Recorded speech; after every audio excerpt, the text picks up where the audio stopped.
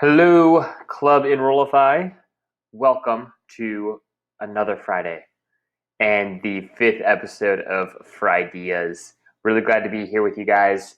Last time I said that I was going to try to be shorter with this FRIdea episode, last week's FRIdea episode, and it ended up being the longest one yet. So I'm going to say we're going to be long on this one, and I'm hoping that it's going to be the shortest one yet, just to save you all time and working hard to make these ideas a little bit more concise for you guys. So let's dive in here. We're going to be talking about 3 unique enrollment marketing campaign ideas that you should steal right now. Okay, these are my ideas, but I want you to steal them and I want you to try them and then report on them and let me know how they performed. Idea number 1 here, calling this the Great Pause campaign. You could do this for undergraduate student recruitment as well, but I want to use an example for how grad schools could use this, and I actually think that this particular campaign would probably be a little bit more appropriate for folks at the graduate level. It's a video campaign, okay? So think about it this way, and I got lots of ideas on how we could pull this off right now. So if you're interested in sort of like spitballing how to do video well in a crisis like we're living through, let me know. Lots of ideas here. But shot number 1 is it's a woman. She's on a Zoom meeting, right? But she gets distracted by her daughter or her son. She's looking at her kids longingly and is distracted from her Zoom meeting, right? But it's like a loving look, like she's realizing, wow, I really like being a mom to these humans, right? Shot number 2 is a guy.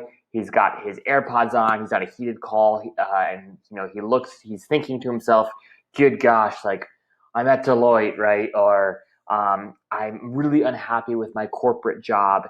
And he's yelling at his boss on the phone, or he's listening to his boss yell on the phone, right? And he looks up and his eyes catch Built to Last by Jim Collins, and sort of this like moment where he pauses and he's thinking like, is this what I want to be doing? Same with the mom, right? She's pausing on the Zoom meeting, she's looking at her kids and she's thinking to herself like, is this what I want to be doing? And the final shot is of somebody reading a message of being let go during this time, right? Like their company's having layoffs due to coronavirus. But he or she, looks up and they see a rainbow, or they see some sort of other sign of hope, or a sign of newness, etc.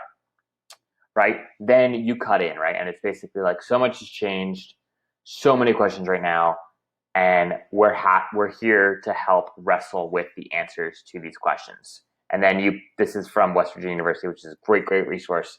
But then you pop in some sort of resource, right?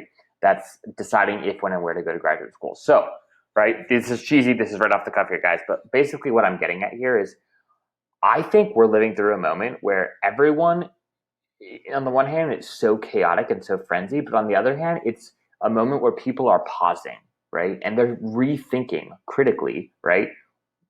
Am I doing what I love? Is this job that I'm in yielding life? Oh, wow. Do I want more time with my kids, right? Do I want less time with my kids, right? So it's this interesting moment that we're all living through, where I think a lot of people are going to be evaluating things like their careers, things like their education, thinking about work-life balance, right? Thinking about, do I want a job that allows me to work from home, etc. And I think that this could be a really cool time for different graduate programs to come together, right?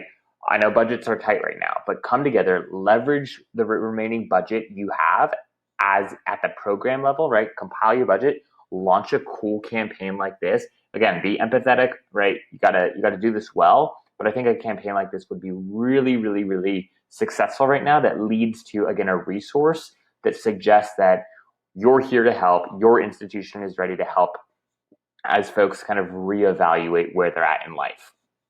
That's idea number 1. Idea number 2.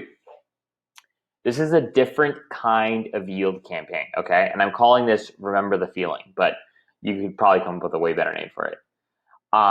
This needs to be done well, okay? But I think if done well, the schools that do this well, I guarantee you're going to get a lot of social attention. Hopefully that social attention is good. I think it will be, but you'll definitely get a lot of attention. This is Princeton. I just grabbed this from the internet. It's the one kind of like college acceptance letter that I could find that didn't have somebody's personal info. Anyways, I think we should resend, okay, college acceptance letters. This could be undergrad, grad, whatever, but like especially at the undergraduate level, I think schools could resend acceptance letters, maybe change up the envelope or whatever, like maybe make it a little bit flashy, add some stickers, I don't know, right? But with a cover note. And say something like this. Again, you guys will phrase this way better than I am, but like something along the lines of, remember that feeling when you opened your acceptance letter?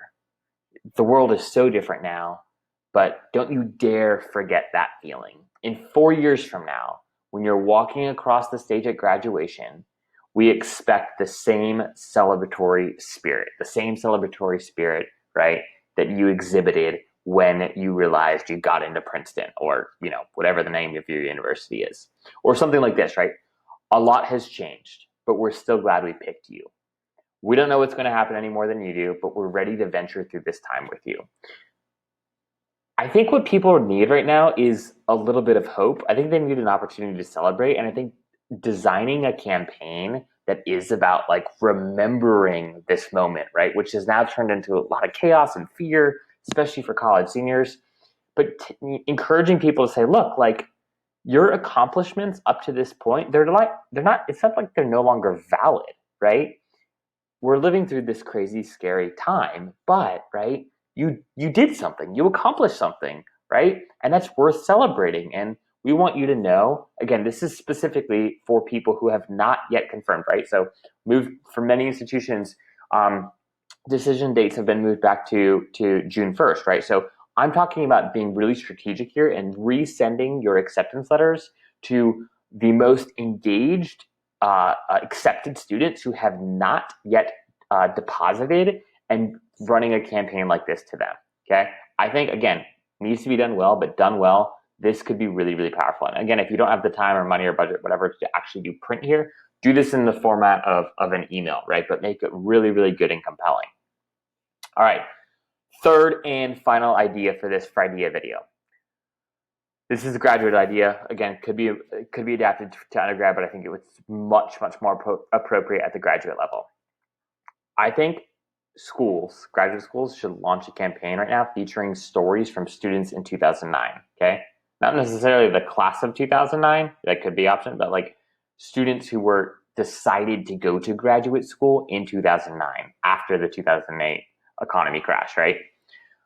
I actually think this could be a video, an email campaign, even like a Zoom series where basically go out, right? Go into your CRM, figure out who decided to go to graduate school at that time, contact them, ask them if they'd be willing to be interviewed, again, via video, via a blog post, maybe even being willing to do a live Zoom series, right?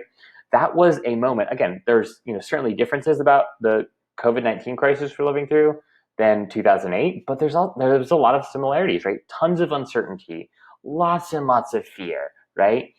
But people did go back to school, right? And so I think it would be fascinating to interview people who did decide to go to graduate school when there was this crisis, and talk about what was going through their mind. How did they make that decision? What were they wrestling with? What were they scared of? What were they challenged by? Okay. So who to snag and what questions to ask? I think you should snag somebody who decided to change careers in 2009. Okay. So just on their own accord, they decided, you know what? I'm tired of doing X, Y, or Z, and I want to go do A, B, and C. Two, somebody who decided to advance in their field in 2009. So again, not a career changer here, but somebody who decided, hey, I want this professional degree, or hey, in order to move up in my discipline here, my job or my industry, I need a graduate degree, right? And then finally, somebody who did actually lose their job in 2008, who decided to go to grad school in 2009.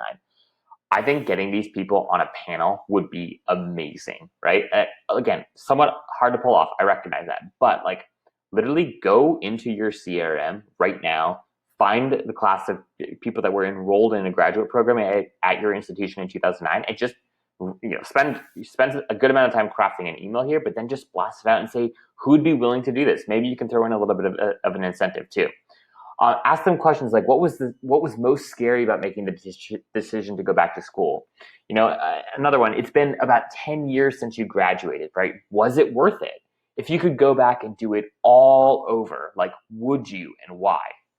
And then finally, something like, what advice do you have for folks who are considering grad school in 2020, right?